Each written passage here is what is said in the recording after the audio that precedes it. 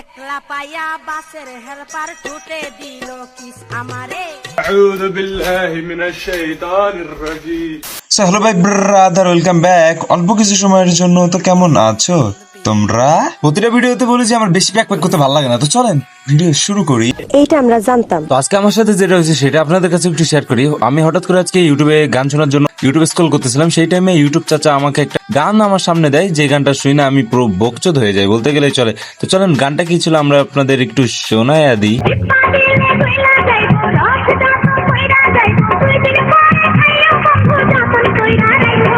তোমরা বিশ্বাস করবে না জানা, কিন্তু এই গানটা শোনার পর আমি পুরো পাগল হয়ে গেছি। কি নাই ভাই এই গানের ভিতর, টিপি থেকে শুরু করে রস বের করে দেওয়া চোষা সবকিছুই আছে এই গানের ভিতরে। তো এই গানটা শোনার পরে আমি যেটা ভাবলাম যে আপনাদের কাছে এই গানটা শেয়ার করা উচিত, কিন্তু আমি যেটা আবার পরেও ভেবে দেখলাম যে এই গানটা বা এই শিল্পীর সবগুলো গানই আপনারা শুনছেন। ইনি আমাদের গ্রামের স্বাস্থ্য ভাইয়ের একমাত্র শিল্পী মিস নার্গিস আপা। একলা পাইয়া বাসের হেল্পার ঠুটে দিল কিস আমারে। একলা পাইয়া বাসের হেল্পার ঠুটে দিল কিস। ওয়েট এই বান্দার কিছু ডেমো দেখায়। তার আগে একটা জিনিস কি তোমরা লক্ষ্য করছো? এখানে তোমরা লক্ষ্য করলে দেখতে পারো নার্গিস আপা এবং জান্নাত গেমিং এর ফেসের কিছু মিল আছে, মানে এক প্রকার বলতে গেলে ম্যাচিং আছে কিছুটা। আত্মস্বজন হইলেও কিন্তু হইতে পারে, মানে বলতে চাচ্ছি যে তাদের কার্যক্রম কিন্তু প্রায় সিমিলার। চলো এখন গানের মাধ্যমে যে দেখে আসি নার্গিস আপাকে কি কি খেয়েছে। আমায় বেবি আলাই খাইছে রে সামনে বসাইয়া।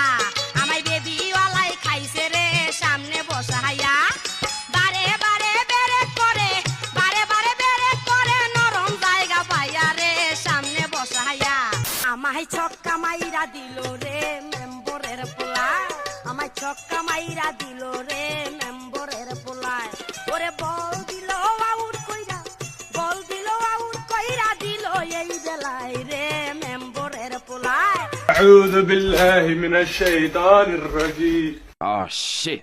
Here we go again. যদি কোনো মানুষের পায়খানা কম হয় তখন কিন্তু ওই গুটা ওর পেটের ভিতরে জমতে থাকে এক সময় যে ওই গুটা মাথার ভিতরে ওঠে, তখন কিন্তু এই যে নার্গিস আপার মতো কিছু বোকাচোদারা এই লিরিক্স গুলো লিখতে পারে। টাঙ্কিয়া আমার চাঁদের উপরে থাকে নিচে থাকে না। হাই এখন আমি আপনাদের মাঝে এক্সপ্লেন করবো যে নার্গিস আপা কেন এই ধরনের গান গায়। এগুলোকে গান বললে ভুল হবে, কারণ এগুলো তার বাস্তব চিত্র। কাঁচা ডালিম গেল পেকে, ডালিম পাকিয়া এখন রস পড়িতেছে। বাট গাইস, নার্গিসের বাবা একসময় কিছু বুঝতে পারে যে নার্গিস কি সমস্যা, কিন্তু ডাক্তারের কাছে গিয়ে হচ্ছে নার্গিস ধরা খেয়ে যায়। মলম লাগাইয়া দিল ফাটায়, ডাক্তার বেটায় মলম লাগাইয়া দিল ফাটায়। তৎক্ষণাৎ নার্গিসের বাপ বুঝতে পারে যে নার্গিস আপাকে বিয়ে দিতে হবে, নাহলে অনেক সমস্যা আছে। কিন্তু বিয়ে দেওয়ার পরে হয় সব থেকে বড় কেলেঙ্কারি।